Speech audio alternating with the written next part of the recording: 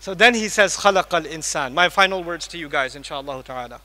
I know I said final before. This is final. خَلَقَ الْإِنسان. You know the word insan, Ibn al-Faris argued it could be two origins. It could be nasiya, means human beings are very forgetful. Or it could be from uns, which means human beings are very loving. Alligators are not very loving. Lions are not very loving. You know? Other animals, they have some love, but not like human beings. We can even show love to other animals. We can show love to other human beings. We can show love to strangers, right? We have that ability. So we have uns in us. They are wahsh and we are uns. So there's two meanings to the human being. One, that we are forgetful, and the second, that we have what? Love. Allah chose this message perfectly for people who are forgetful. For people who are forgetful. Because when people forget, what do they need?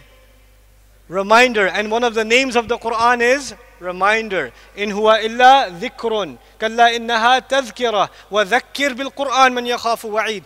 Quran is reminder because we are insan. So he says, I taught the Quran because you're insan. You forget, that's why I gave you a reminder. You keep forgetting, so I keep reminding you over and over again. That's why I did that. Subhanallah.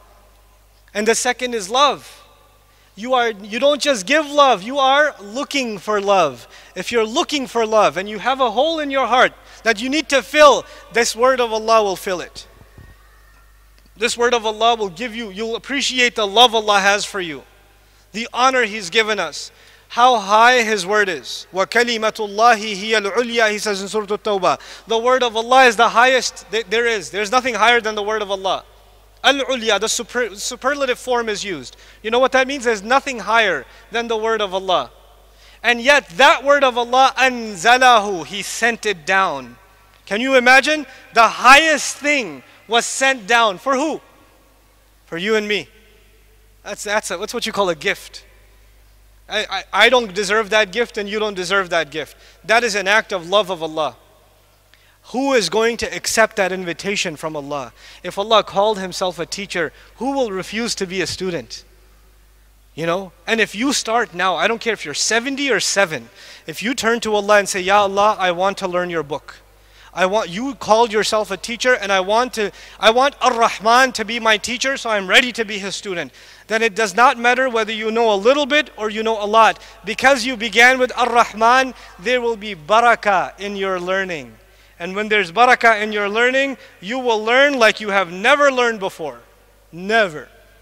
You are a bad student in mathematics, you are terrible in English class, you are horrible in history class, but when you turn to Allah's book and you want to learn Arabic, which is a complicated language, it's complicated.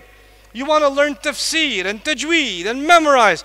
If your intentions are, I want Allah's love and mercy, then Allah will open doors in your brain you didn't know existed. And it'll become easy for you like nothing else. You know, in college I was a terrible student. Terrible. I was a bad student. I only signed up for the courses in college that my friend took. Because he would take the notes. I slept on his shoulder for 4 years. You know, I also have a lot of elbow marks on my arm because he tried to wake me up. I was a terrible student. But when I started learning Quran and Arabic, I did not have to review twice. I learned something once and it came in my head. It's not because I'm smart, because I know how dumb I am. I'm a witness to myself. Allah makes things easy. وَلَقَدْ يَسَّرْنَا الْقُرْآنَ لِلذِّكْرِ. Allah makes it easy. We don't make that easy. You make the intention and Allah will make that easy for you. This is the message I want to share with all of you, really.